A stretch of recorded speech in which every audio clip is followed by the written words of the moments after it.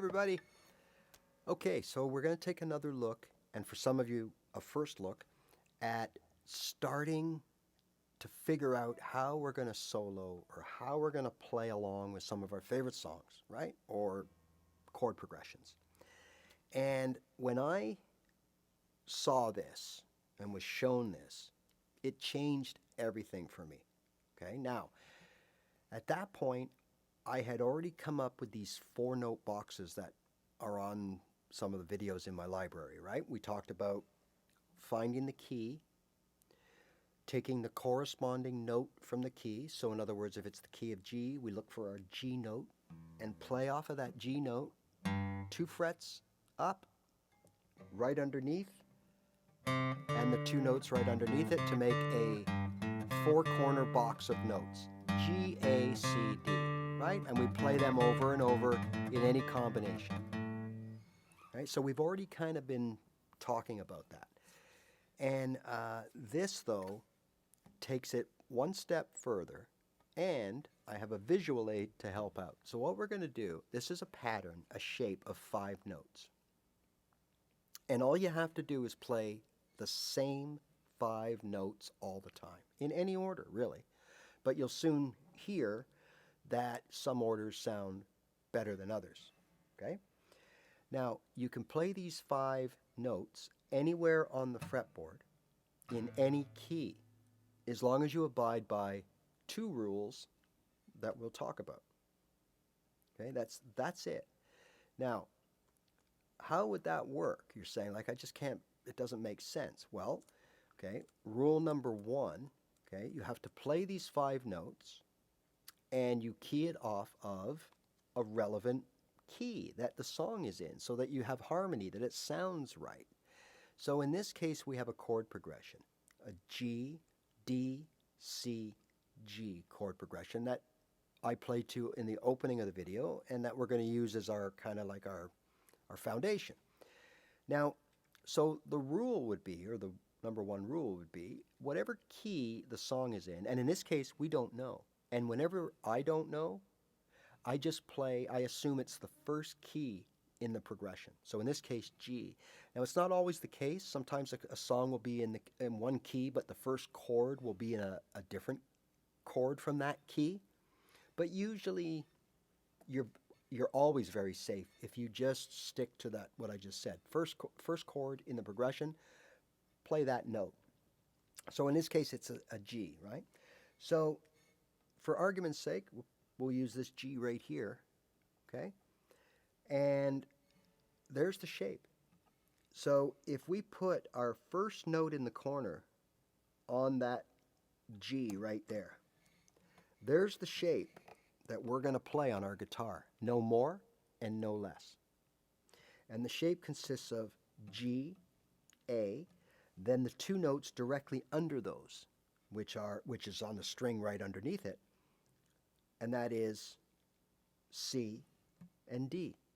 And then 2 more over here to go to the E. So 2 notes on the top string, or the top string on this pattern, not always the top string on the guitar, I'll show you in a minute, and 3 notes on the next string down. So if you were to start here, for example, right, then your top string would become this string, the 4th string, and that note would be F. So you'd be F, G, and then under an F, right, we have our D, or our B flat, and our C sharp, or our C, sorry. Okay? So, and then we can come out here and grab this D, right? So we have those 3 notes. So the strings we use change, but the shape doesn't. Okay? So how do we play this? What does it mean playing it in different keys and it's all the same and all that stuff? Right, well, that's what I meant by rule 1, okay? So let's say someone says, all right, everybody, we're going to play in B flat. Now, when I started playing, or my first year or 2, if someone said, we're doing something in B flat, I'm going to the bathroom, okay? But all we got to do here is find the note B flat.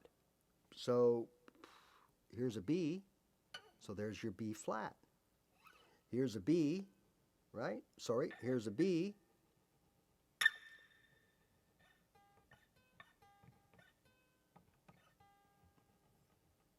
So what's a B flat? It's right in the middle, right? There's your B flat. So let's start it here. So, first note, B flat, B. And then the second note would be C. B flat and C. And then the string under that, what's under a B flat, you ask? Well, there you go. It's an E flat. So we have E flat, E, F. So we have an F note, then we have an F sharp, and we have a G, right? This doesn't quite fit because this was made for up here, and now we're down there. But you get the point. So now we can play in B flat those same notes.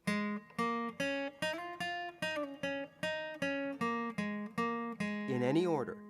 And we will sound, well, we'll sound pretty darn good, to be honest with you. That's how easy it is, and that's what I mean by play in any key. If it's the key is C, you put the first note on a C. So we have a C here. Let's go here, something different. Right there. There we go. Right? So we play this pattern here, which would be C, D, right? And then under here, we can play these three notes here. What's always under C? F. G. A. C, D, F, G, A. We can play those notes in any order over something in the key of C, and we'll sound just fine. You see how that works? Same shape. The notes are going to change, of course, because we're changing keys. But if you're staying in the key, meaning if you're playing an F here, right? And then you're staying in the key of F, so you're going to play another F here, play off that. These notes are all going to be the same as the first five because you're staying in the key. They're just going to sound an octave higher or lower depending on which direction that you're going, right? So to show you that works, now remember our chord progression we played off at first in the key of as the key of G. So now we've got let's key off the key of the D, right? So we start our we know if we start our progression, we put our thing on a D, right? So where do we have a D here? We can play this same pattern right here, right? Check it out. So there's our D, right?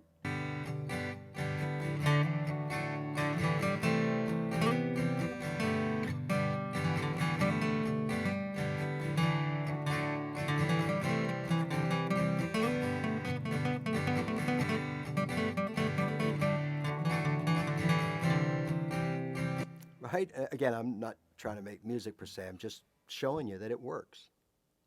Sounds good. With a bit of practice and get your ear going, you know, you can really make those 5 notes sound amazing. Right? In any key, as long as you start on the right note, which is the note corresponding to the key. You play that shape, you're good to go. So what's rule number 2? Well, rule number 2 is, if you remember fretboard theory videos, we talked about separating the strings into 2 parts. 4 strings, which is string 3 to 6, 3, 4, 5, and 6. They're usually a different color, like a bronze or a gold or something like that. And then the 2 strings here, the treble strings, are usually silver. Well, in between 2 and 3, we call that the border. I call that the border. Now, when you go over that border, the way the guitar is tuned, you have to go over 1 fret to this side of the guitar, up the guitar, to maintain the structure of the notes. What I mean by that is, here we have G, C, F, all stacked on each other. And if we go somewhere else, we have the same thing, right? We have G, F, all one on top of each other. Okay? We have anywhere in the guitar. Unless we cross the border, then we got to move one of them over. So in this case, G would be here as normal, C right under it, but that's not F. We got to move over. There's your F.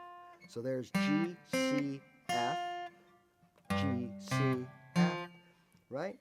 G, C, F, not, that was E. So that's the second rule. This shape is the same, it's just that if the shape falls on the border where one string is on one side of the border and then the bottom string's on the other side, then all we have to do, instead of playing a straight over, we got to move over on the first fret, so on the first note, or the first note on that bottom string. So in other words, 1, 2, and then we have to move over one fret, and then we maintain the 2 fret distances after that. Okay? 1, 2, move over one fret, 1. That maintains the 5-note structure. Simple. Now, when I was shown this, it elevated everything. And you know, that's when, like, in a way, like, you don't really have to know a lot about notes. Like, this is probably a topic for another video, but you know, I get asked a lot, do I have to memorize all the notes on the fretboard? And some people say, oh yeah, the first job is you got to you know what? I don't know all the notes. So I would say no. I know where some of them are, but I don't know where they all are. As the more you play and practice, you start picking up where your notes are. Like, all of a sudden, I just know that that's a G, right? And if that's a G, that's got to be an A, right? As per the shape. So now I know where those 2 notes are. And I kind of play it as I go, and I combine I stitch together the knowledge I have of a few of the dots and everything else, and I figure it out in milliseconds where the next note is that I need, right? And if you're playing by ear, this is kind of what that means, is that you know that I have to go up in the melody. So I'm going to move from that, I'm going to move forward, pick a note that goes up. And if it's down, it's down. I mean, there's kind of an intuition that goes on as well. But that's for another video, I think. Most importantly, just remember that it's 5 notes. It depends where you start, whatever note you're on of the key that you want to play in. You maintain that shape, and those 5 notes can be played in that shape, right? Within the same key, starting on all the notes. If it's D, starting on a D here, and a D here, and a D here. It's all going to sound, the notes are the same. They're just different octaves. When you switch keys, same shape, different notes. All right, if you have any questions regarding this, let me know right away, and I will either respond accordingly or I'll make a video that explains. But I think it's pretty straightforward, okay? And I know it was a changer for me, and it will be for you. If you still don't quite understand what's going on, you will in time. It's one of those things, and I did it myself. I saw all this instruction when I was trying to learn, and it didn't mean anything to me. And then a long time later, when it started to make sense, I would remember, oh, remember that?